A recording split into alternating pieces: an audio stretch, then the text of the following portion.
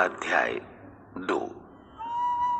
हे मेरे पुत्र, यदि तू मेरे वचन ग्रहण करे और मेरी आज्ञाओं को अपने हृदय में रख छोड़े और बुद्धि की बात ध्यान से सुने और समझ की बात मन लगाकर सोचे और प्रवीणता और समझ के लिए अति यत्न से पुकारे और उसको चांदी के समान ढूंढे और गुप्त धन के समान उसकी खोज में लगा रहे, तो तू यहोवा के भय को समझेगा और परमेश्वर का ज्ञान तुझे प्राप्त होगा, क्योंकि बुद्धि यहोवा ही देता है। ज्ञान और समझ की बातें उसी के मुंह से निकलती हैं। वो सीधे लोगों के लिए खरी बुद्धि रख छोड़ता है। जो खराई से चलते हैं उनके लिए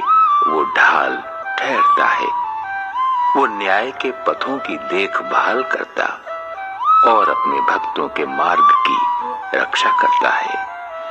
तब तू धर्म और न्याय और निष्पक्षता को अर्थात सब भली भली चाल को समझ सकेगा, क्योंकि बुद्धि तो तेरे हृदय में प्रवेश करेगी और ज्ञान तुझे सुख देने वाला लगेगा।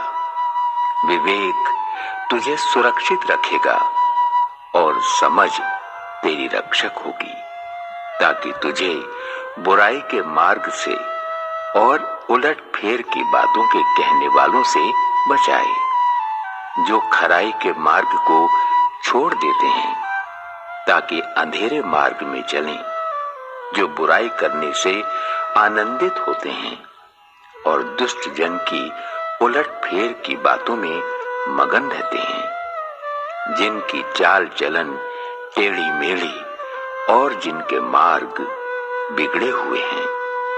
तब तू पराई स्त्री से भी बचेगा, जो चिकनी चुपड़ी बातें बोलती है और अपनी जवानी के साथी को छोड़ देती है और जो अपने परमेश्वर की वाचा को भूल जाती है।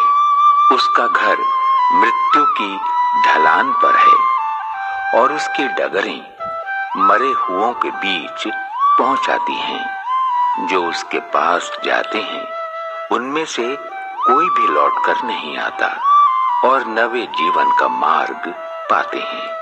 तो भले मनुष्यों के मार्ग में चल और धर्मियों के पथ को पकड़े रहे, क्योंकि धर्मी लोग देश में बसे रहेंगे और खरे लोग ही उसमें बने रहेंगे। दुष्ट लोग देश में से नष्ट होंगे और विश्वासघाती उसमें से उखाड़े जाएंगे।